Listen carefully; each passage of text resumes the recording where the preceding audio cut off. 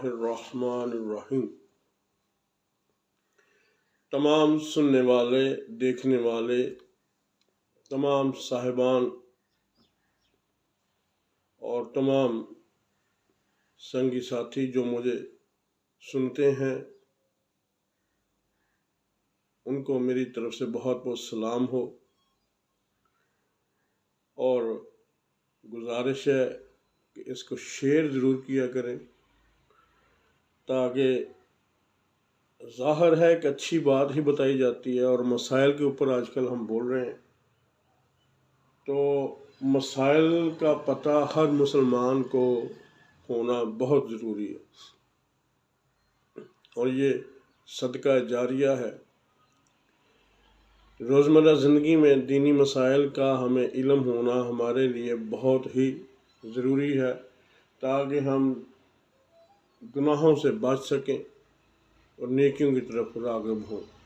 میں اکثر کہا کرتا ہوں کہ ہم سے نیکیاں بے شک کم ہو جائیں، لیکن گناہ سرزد نہ ہو، گناہ سے بچا جائے۔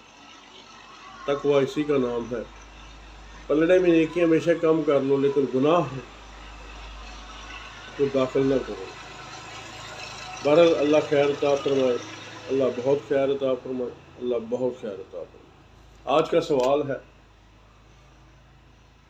کا سوال ہے جناب، قرآن اور حدیث مبارکہ کی روشنی میں عذاب قبر کو ثابت کرنا۔ کچھ لوگ ایسے ہیں کہ جو یہ کہتے ہیں کہ قبر کا عذاب کوئی نہیں ہے، منکر ہیں عذاب قبر سے، یا قبر کے احوال سے، یا قبر کے جو معاملات ہیں ان سے، وہ بالکل ہی منکر ہیں۔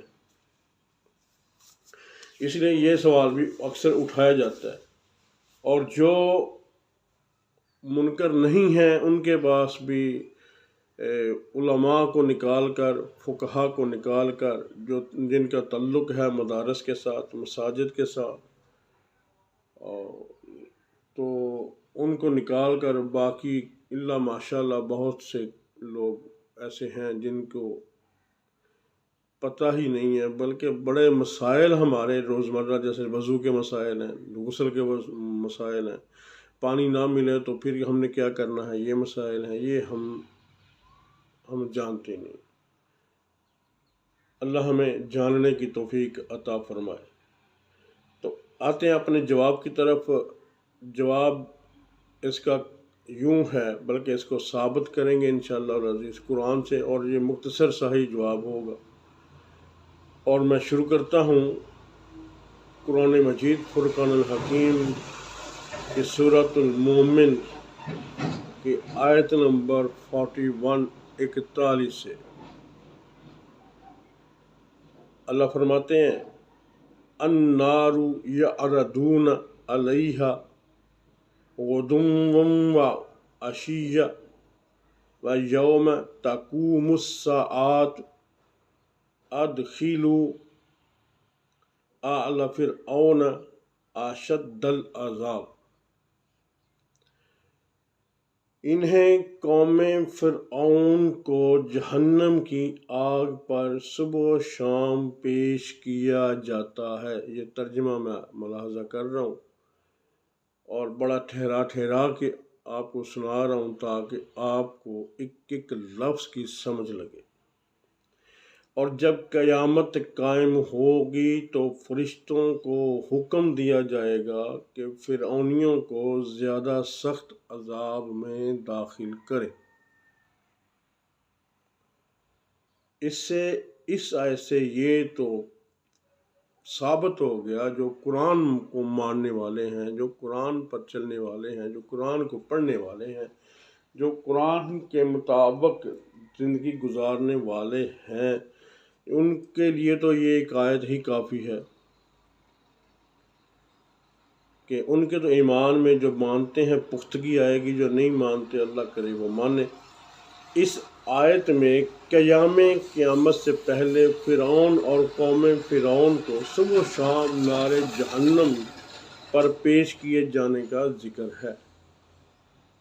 یہی عذاب قبر ہے، یہی عذاب قبر ہے، اور قبر سے مراد زمین کا وہ گڑھا ہی نہیں جس میں مردے کو دفن کیا جاتا ہے۔ یہ یاد رکھیں، یہ بات اپنے ذہن میں بٹھا لیں۔ کچھ لوگ صرف قبر کو ہی،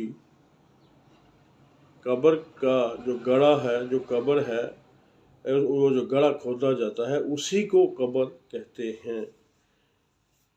یہ اپنی جگہ پر اس کو بھی ہم یہ کہہ سکتے ہیں کہ اس کو بھی قبر کہتے ہیں، اس کے علاوہ بھی اور قبریں ہیں۔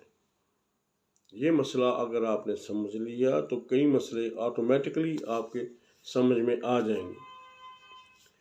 مردے کو جہاں دفن کیا جاتا ہے بلکہ عالم برزخ ہے یہ عالم برزخ ہے، یعنی انسان کی موت اور قیامت کا درمیانی عرصہ جو ہے، اس میں اس کے وجود کے ذرات تو چاہے خاک یا راکھ کی شکل میں ہوں یا کسی اور شکل میں، جہاں کہیں بھی ہوں، ان کے ساتھ قدرت کی طرف سے روح کا کوئی نہ کوئی تعلق قائم ہوتا ہے، جس کی کیفیت ہم اس دنیا میں ادراک نہیں کر سکتے، اور اسے عذاب یا ثواب پہنچتا ہے۔ پھر سورہ نوح کی آیت نمبر 5 میں فرمایا گیا، وہ قوم نوح اپنے گناہوں کے سبب طوفان نوح میں غرق کر دیے گئے، پھر آگ میں ڈالے گئے۔ ایسا غرقاب ہونے کے بعد جس عذاب کا ذکر ہے، یعنی ان کو طوفان نوح میں غرق کرنے کے بعد اب جس عذاب کا ذکر ہے وہ عذاب قبر ہی ہے، حالانکہ ان کو دفنایا تو نہیں گیا۔ ٹھیک ہے، عذاب قبر کے ثبوت میں کثرت سے احادیث مبارکہ وارد ہیں جو حد شہرت کو پہنچی ہوئی ہیں۔ یہاں تک تو ہمارا جواب کلیئر ہے، جو اردو سمجھتے ہیں ان کے لیے۔ مجھ سے کئی لوگ پنجابی بھی کہتے ہیں، پنجابی میں بھی بولنا کریں، لیکن وہ اردو زبان پہ چڑھی ہوئی ہے، لیکن کوشش کریں گے پنجابی میں بھی آپ کو سمجھانے کی کوشش کی جائے گی۔ احادیث مبارکہ جو وارد ہوئی ہیں وہ حد شہرت کو پہنچی ہوئی ہیں۔ اب کچھ لوگوں کے یہ خیال میں ہوتا ہے کہ دیکھیں جس طرح ہندو لوگ جلا دیتے ہیں، یہ پہلے اوپر ذکر راکھ کا آ گیا نا، اب میں تھوڑا سا اس کی تفصیل دینا چاہتا ہوں۔ جیسے ہندو لوگ جلا دیتے ہیں، یا کسی کو شیر کھا جاتا ہے یا جنگلی درندہ کھا جاتا ہے یا پانی میں ڈوب کر وہ غرق ہو جاتا ہے، تو پھر اس کی قبر کہاں گئی؟ تو اس کا جواب اسی بات کے اندر آ جاتا ہے کہ اس میں اس کے وجود کے ذرات چاہے خاک یا راکھ کی شکل میں ہوں یا کسی اور شکل میں، جہاں کہیں بھی ہوں، ان کے ساتھ قدرت کی طرف سے روح کا کوئی نہ کوئی تعلق قائم ہوتا ہے، تعلق قائم ہوتا ہے۔ اب اس کے لیے میں ایک آپ کو، یہ کتابی بات نہیں ہے، یہ میں آپ کو ایک اپنی تجربے کی بات بتانے لگا ہوں۔ وہ یوں ہے کہ بعض دفعہ ہم خواب دیکھتے ہیں، بعض دفعہ ہم کیا دیکھتے ہیں؟ ہم خواب دیکھتے ہیں، اور بعض کا کوئی ڈراؤنا خواب دیکھا جائے نا، اس ڈراؤنے خواب کے اندر ہمارے ساتھ کچھ ایسا معاملہ ہوتا ہے کہ جس طرح سے ہم ڈراؤنے خواب میں، مثلا فرض کرو آپ نے خواب میں دیکھا کہ آپ کو کوئی قتل کر، تو قتل کے دوران جتنی تکلیف آپ نے خواب میں برداشت کی ہے نا، اور فوراً جب آپ کی آنکھ کھلتی ہے تو آپ کے ماتھے پہ پسینہ، چہرے پہ خوف کے آثار، اور جہاں پر آپ کو کوئی چیز لگی ہے وہاں پر شدید درد کا احساس، اور آپ تھوڑی دیر بیٹھ کے دیکھ رہے ہیں کہ یہ میرے ساتھ ابھی کیا معاملہ ہوا۔ یعنی چند لمحوں بعد یا چند سیکنڈز کے بعد آپ کو پتہ چلتا ہے کہ آپ نے تو خواب دیکھا ہے۔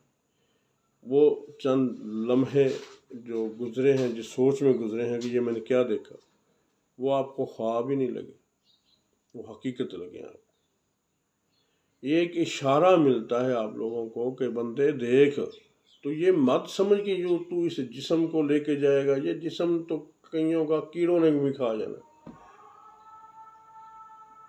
کئیوں کا جسم جل جانا ہے، لیکن وہ جو قادر مطلق ہے، جب تو نہیں تھا نا تب بھی تو تھا۔ یہ لمبی بات ہوگی، میں اس طرف نہیں جاؤں گا۔ جب تو نہیں تھا تب بھی اس وہ تجھ سے مخاطب ہوا تھا۔ اس کا مطلب ہے کہ یہ ضروری نہیں ہے کہ ہمارا وجود جو ہمیں نظر آتا ہے یہی وجود ہے، ہمارے وجود کی بے شمار حالتیں ہیں۔ پہلے ہم کسی ایسی حالت میں تھے جہاں یہ وجود نہیں تھا، پھر یہ وجود دیا گیا، یہ جسم دیا گیا ہمیں۔ اور سب سے پہلے ہمارے باپ آدم علیہ السلام کو مٹی کا جسم دیا گیا صلی اللہ علیہ وسلم۔ پھر یہ مٹی کا جسم دیا گیا، پھر اس کے بعد ایک طریقہ وضع کیا گیا، اور پھر یہ جو جسم ہمیں آج مل رہا ہے یہ بھی اس کے ایک قاعدے قانون کے تحت، اس کے ایک طریقے کے تحت یہ جسم جو ہمیں مل رہا ہے یہی حرف آخر نہیں ہے۔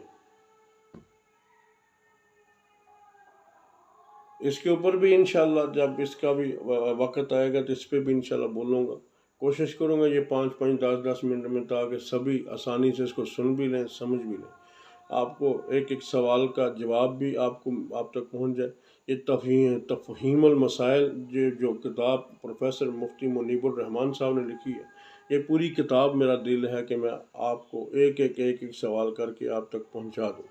آئندہ انشاءاللہ آج تو یہ، اور کل کو میرے اللہ نے چاہا تو ہم کلمہ طیبہ کے متعلق بھی ایک دن، بلکہ میں نے ایک پوسٹ بھی پڑھی تھی جس کے اندر اس نے یہ ذکر کیا تھا کہ کلمہ طیبہ تو قرآن میں ہے ہی نہیں، تو یہ کلمہ طیبہ کو بھی ہم قرآن سے پڑھیں گے انشاءاللہ۔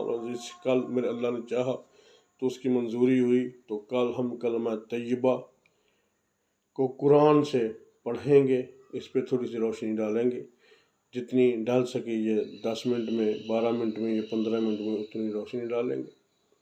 تو اللہ عمل کی ہمیں توفیق عطا فرمائے، اللہ ہم پر خیر عطا فرمائے، اللہ فضل عطا فرمائے، ٹھیک ہے، اللہ سب پر خیر عطا فرمائے، بیماریوں سے اللہ شفا کاملہ عاجلہ عطا فرمائے۔